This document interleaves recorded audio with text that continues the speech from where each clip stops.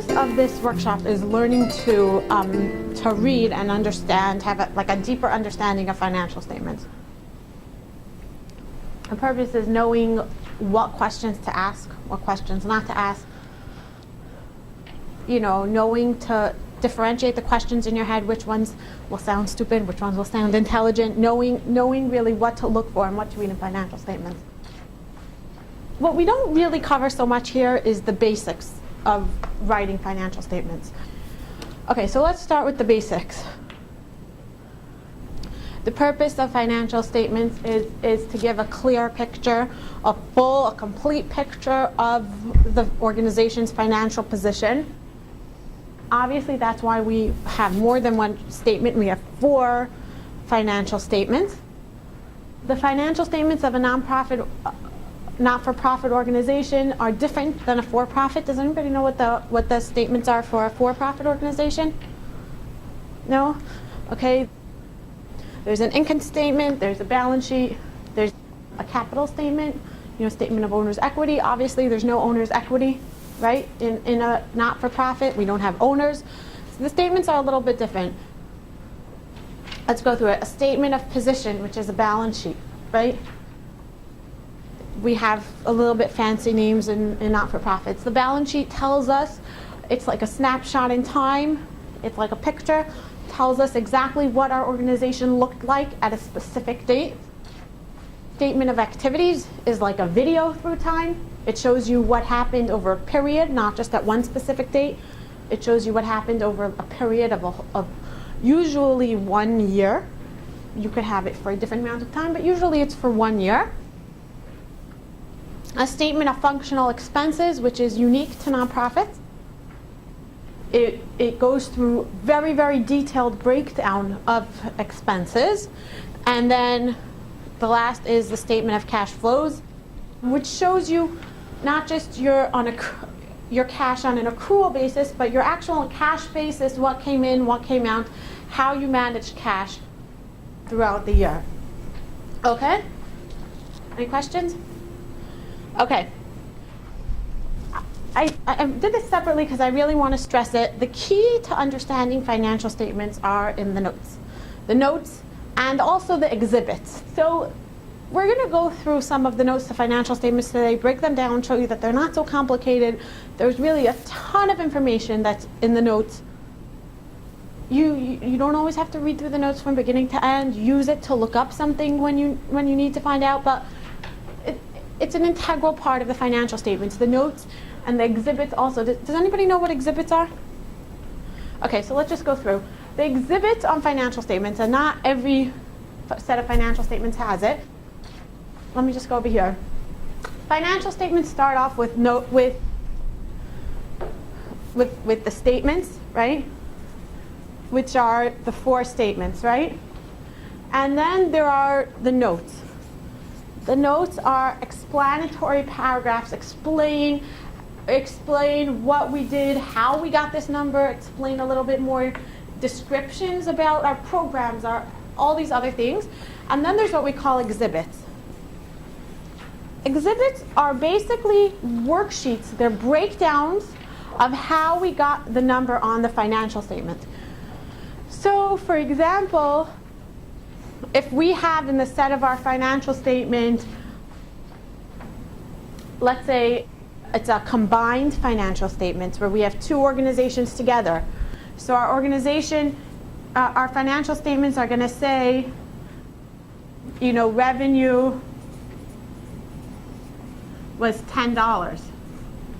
Our exhibits are going to break that down. And it's going to say, well, how did we get $10? Organization A was $8 and organization B was $2. So this is going to be the statement, and this is going to be the exhibits. The exhibits are just a breakdown. They show you the calculations of how you got your numbers on your statements. Obviously, most financial statements, the numbers are very straightforward, so we don't need exhibits. It's just the more complicated ones that we have the breakdown. Okay? It's not it's not like new information, it's just explaining the information you already have. Okay, does that make sense? Yeah, any questions? Okay. Let's move forward. Okay, so who are the users of financial statements? Management, the board of directors, banks or loan providers, right? Grantors, contributors, funders, government agencies. Anybody have any more? These are the basic users of the financial statements. So why is it important to know who uses our financial statements? Because it's going to affect our presentation. Obviously, you want to present things in a way that towards the people who are going to read it. You want it to look good for the people who are actually going to be using your financial statements. So it's important when you write it, keep in mind financial statements are not just for you to understand, but they're also for people outside the organization. They're going to see this. It's going to be public. Okay? Which brings us to our next, which is internal versus external reporting. Most of you deal most of the time probably with internal reporting, right? The difference between internal and external reporting is internal is just for the people inside the organization. You don't have to be as careful. You don't have to follow laws. You know, they're not regulated. They're not audited. Everybody in the organization knows what's happening. External reporting is much stricter. It's public. It's audited. It usually goes up on the internet. Everybody can see it. You have to follow specific rules. And it could change a lot the way you view things. We discussed last week about contributions, right? This is just an example that if you have a contribution that's going to be given, you know, if somebody makes a promise, I'm going to give you $10,000 for the next 3 years, every year, right? So we're going to get into detail a little bit later, but the law is that you have to report that as income the first year, right? Now, usually on internal reporting, you're not going to report it all the first year. You're going to report it as you get it, because that's really when the income is for, right?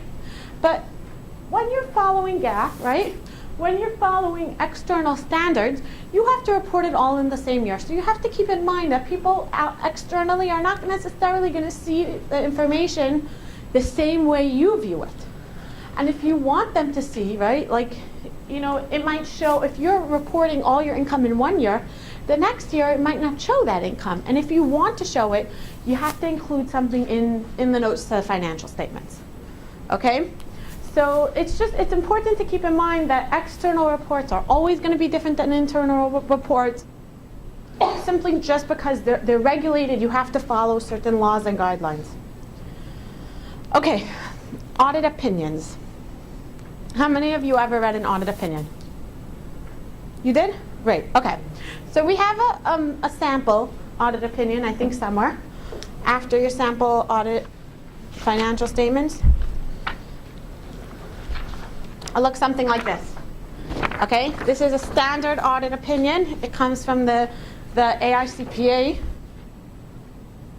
They all look pretty much the same. What I want you to do is go to the last paragraph on the first page, where it says, in our opinion, the financial statement referred to above present fairly in all material respects the assets, liabilities, and retained earnings of whatever organization, right, the revenue expenses for the fiscal year. Right, so this is obviously what we call an unqualified opinion.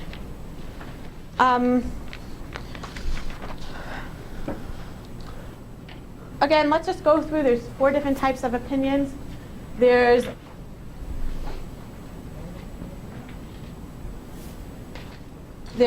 what we call, there's what we call an unqualified opinion, which is obviously the best opinion. It's unqualified. There's no qualification. Then is what we call a qualified opinion. Who knows what a qualified opinion is? Anybody? Okay, a qualified opinion means that we're putting some sort of qualification to it. We're saying except for. Okay? Except for. In other words, everything seems okay except for the revenues. We had a problem figuring out the revenues, expenses, something like that. That would be a qualified opinion. Okay. Number 3 would be a scope limitation.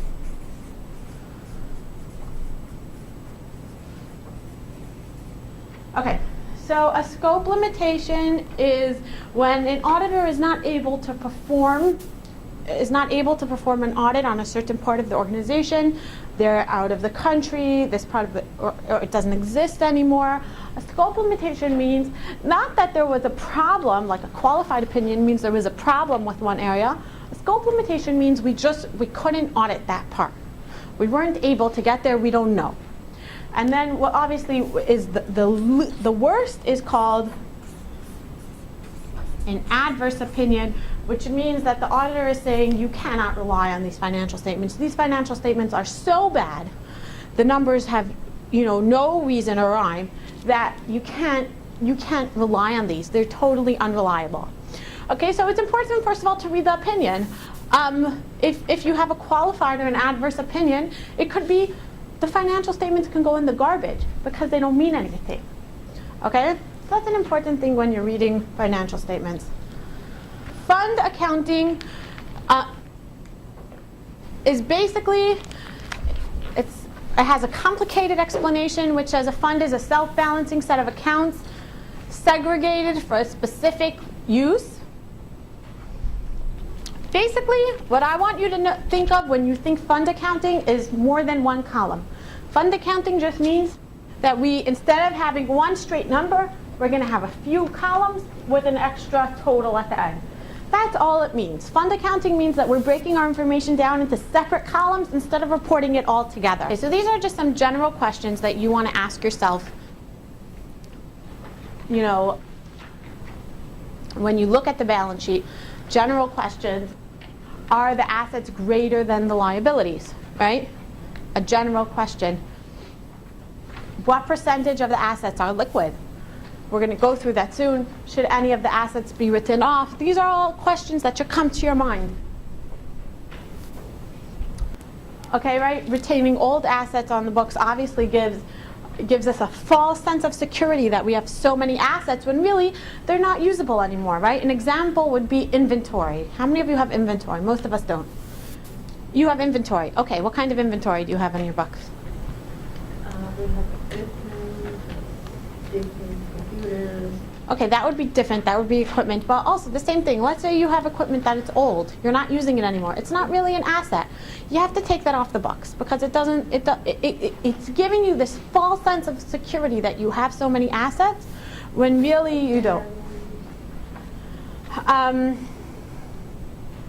Okay, so let's talk about cash and liquidity. Liquid assets means assets that you can quickly use for cash. You can use them quickly. It's important to keep enough liquid assets to cover your expenses, right? Obviously, none of us want to go into a situation where we don't have cash to pay our debts. However, when you keep too many assets liquid, you're losing the advantage of gaining interest income, right? Today it's not so much, but there still is an advantage. There's a security to having assets that aren't so liquid. So you want to sort of keep a balance. Most of us have an accounting manual, or you should, that sort of says how much we usually keep in liquid expenses and how much we don't. But usually we keep about 2 years of expenses worth in liquid assets. That's what we usually aim for. Again, depending on the situation. Okay, long-term and short-term. That's an important thing to go through. So if we have, let's say, a loan, right? Loan, a mortgage, something like that. We're obviously going to see a huge liability in the liability section.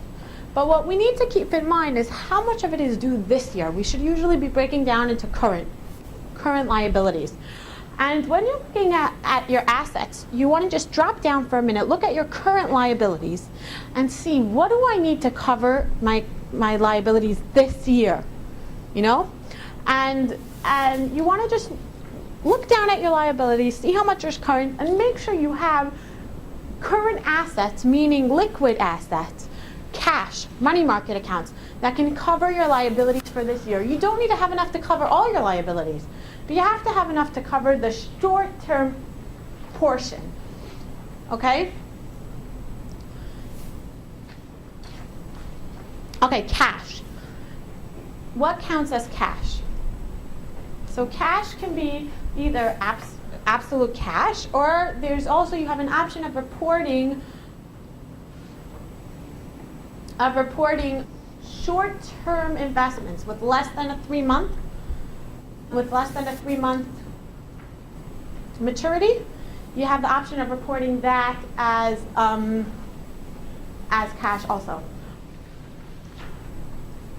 Okay, you always want to compare cash to prior year. Why do we want to compare cash to prior year? Obviously, we want to see if it's constantly dwindling. If we're constantly losing cash, it can show you that you're, it can sort of alert you to the fact that you may be going into deficit before you actually go into deficit. Obviously, from year to year, there could be fluctuations, but if you're constantly losing cash balance, it should be a red flag. Accounts receivable. Okay, accounts receivable is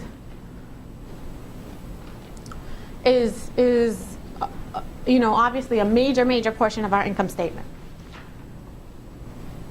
Well, these are just, let's just look on the bottom. These are some things to consider when we're looking at accounts receivable.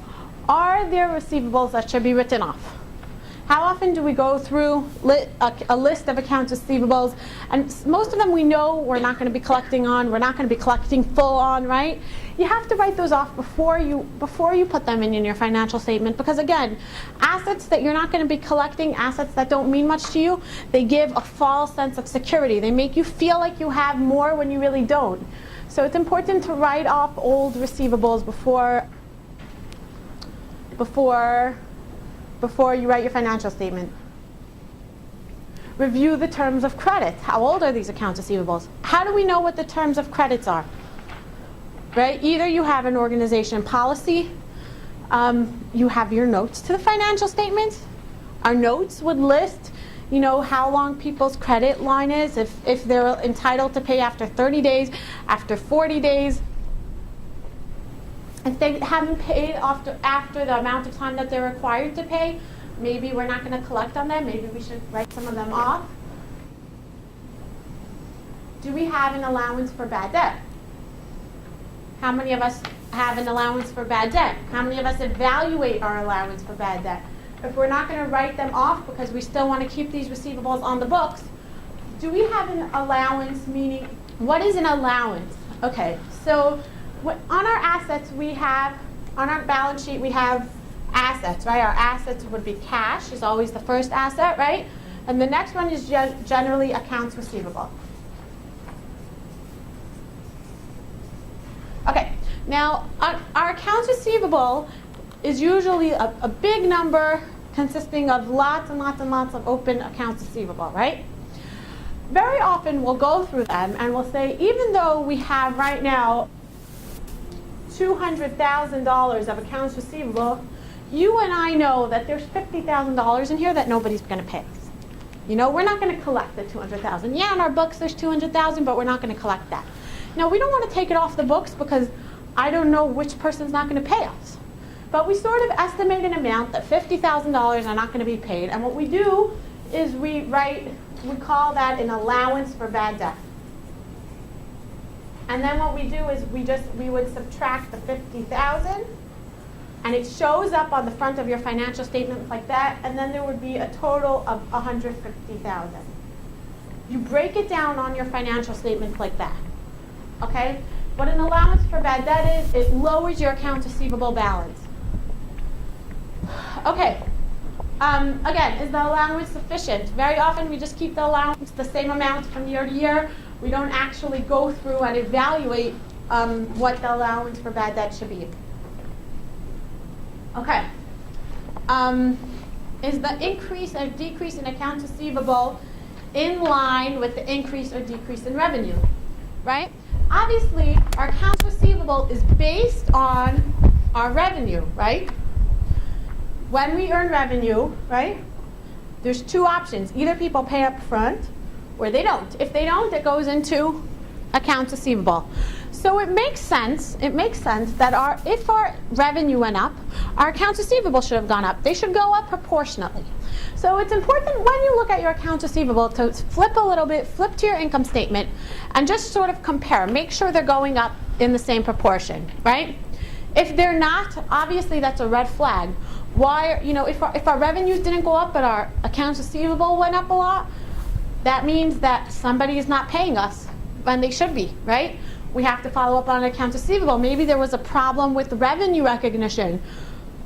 We're not recognizing revenue the way we should be. So always make sure that the increase or decrease in accounts receivable should make sense with the revenue. Okay, investments. Okay, the IRS requires that all nonprofits report their investments at the fair market value at the date of the balance sheet, which means that most of us report our investments at cost, right? We purchase investments, we make the journal entry, it goes onto our books, and we never touch it again.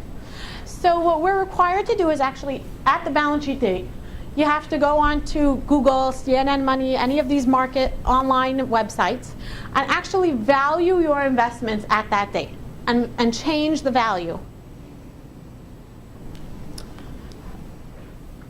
Obviously, for investments that aren't so easy to value, you would have to ask a broker or have somebody, state the value.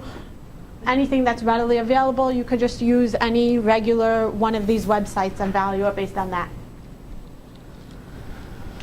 You always want to check the notes of the financial statements, because how many of us sign financial statements the day of our year end?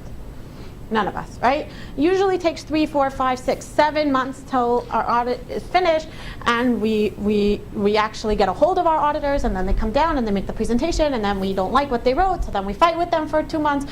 Finally, somewhere about 6 months later, we sign our financial statements, right? So by the time we sign our financial statements, it could very well be that the business that we invested in all of a sudden went bust, and our investment is now worthless. In a case like that, if there was a significant change in the value of our investment from the balance sheet date till we sign the financial statements, we are required to write that in the notes to the financial statements. So it's important to always just take a quick look if there's a note on the financial statements, look if they wrote anything about that. If they didn't, obviously great, but it's important to just look at that, because the values do significantly change very, very often. Very often you'll see a note like that. Again, for those of you who have been doing this for a while, it wasn't always required. It's just the past year or two when values went down so much, especially with Madoff, that's when nonprofits started being required to report the change in value of their investments. Okay, does anybody have questions on investments? No. Okay. Okay. This gets back to your question about fixed assets and depreciation. Again, like we said, what we're looking for in this workshop is how to read financial statements, what questions to ask when you look at financial statements. So if we would see something like this on a financial statements, right? Equipment is $10, accumulated depreciation is $10, it nets out to 0, right?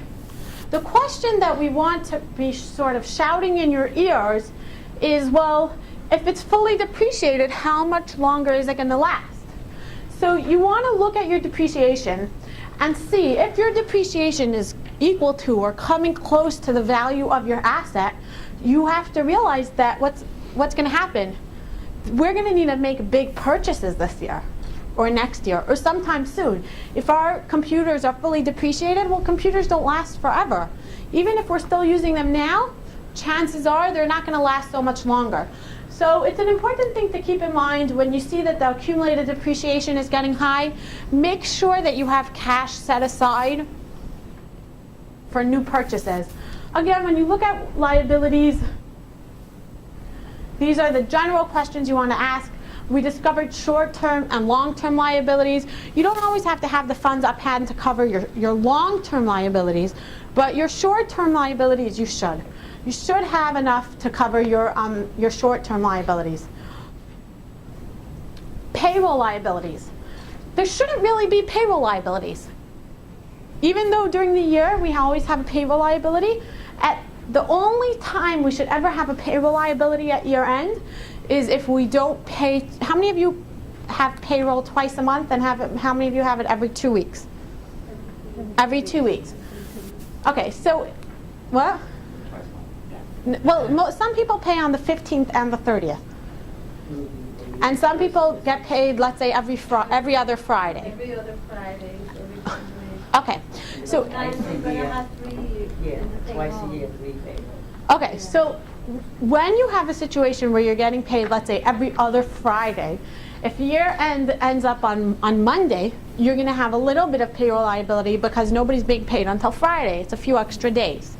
So that is the only thing that should be in payroll liabilities, okay?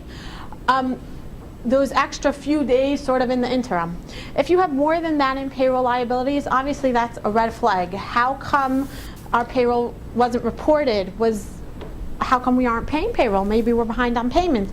But you want to make sure that your payroll liability should be almost nothing. If you get paid twice a month, you should never, ever, ever have payroll liabilities on your financial statements. If you do, obviously that's a major problem. Obviously, we want to read the note and see how do we value our liabilities. Where did we come up with the value of what we owe? Is it a correct value? We're going to go through some of the notes later and understand what we mean. Are they being shown at present value, future value, market value? All these are important. Make sure that they're realistic, you know? Did we account for interest? Do we owe somebody an amount and we owe interest? Maybe we didn't record interest. Maybe we're just recording it at an original amount. We never updated it for the interest we owe. So again, all these are questions that we're not going to find in the statements themselves, but we're going to find in the notes to the financial statements. Deferred revenue. How many of you have deferred revenue, know what deferred revenue is? Okay, deferred revenue is when we collect money this year for services we're going to be providing next year. Obviously, it's a liability. We got the money, we didn't provide the service yet, we owe it. When you have an amount for deferred revenue, the first thing you want to do is compare it to next year's budget. If we budgeted next year for $500,000 of income and we see we already got in $400,000, wow, we got in a lot already. Maybe we should up next year's budget. You always want to compare it to next year's budget. Again, vice versa. If you were expecting to get in a lot of money, let's say you're a situation where you charge membership dues, you always bill for the membership dues a few months before, you're expecting to get in almost all of your money before the year starts and you didn't, again, maybe you should lower next year's budget. Always compare the two. Loans and financial and mortgages. Again, we discussed already the concept of short-term and long-term. It's important to keep track of short-term and long-term. Why? So that we could see if we have enough cash to cover the short-term. You don't always have to worry about it so far in advance, but you have to know that you can cover this year's portion. Read the notes of the loans. This is really important. Every time you have a loan or a mortgage, you have to read the notes. Why? Your notes are required to report not only the terms, meaning the percentage of interest charged on your mortgage and the years, but all of your compliance requirements. Are you required to have an audit every year? Are you required to get certain funding for this loan? Are you required to use this loan for certain services? All these things should be included in your notes of the financial statements. Why is it so important to know that? Because if you're not in compliance with your loan, very often your entire loan can become due at that point. Especially if it's government-funded loans, government-funded mortgages. A lot of them have very, very specific requirements with audits, with funding, with keeping a certain amount in the bank, reserve requirements. If you're, it's very nice. You can have, it's a 20-year loan and you have 20% written as a current amount. and you're just worrying about that little point. But if you're not in compliance with all the terms of your loan, you can actually have the entire loan due this year. The last part of the balance sheet that we want to go through is the net asset portion. Okay, so we all know that a nonprofit organization is required to report their net assets in 3 categories: unrestricted, temporarily restricted, and permanently restricted. Unrestricted means that we have money that we can use for general operating, we can use it for whatever we want. Temporarily restricted. There's 2 types of temporarily restricted. The most common one is for purpose. We have money that's been given for a new building. We have money that's been given for a summer camp, a certain project. That's restricted for purpose. Again, the details of this restriction are going to be in the notes to the financial statements. We're going to have details there. Time restriction means that we can't use this money for a certain amount of time. We can't use this money for 2 years, for 3 years. That's going to be reported as temporarily restricted. And the last is permanently restricted. Permanently restricted income is obviously what we call endowments, meaning we are never able to use the actual money that's there. Usually we're just able to use the interest in between. That's the basic breakup of the balance sheet.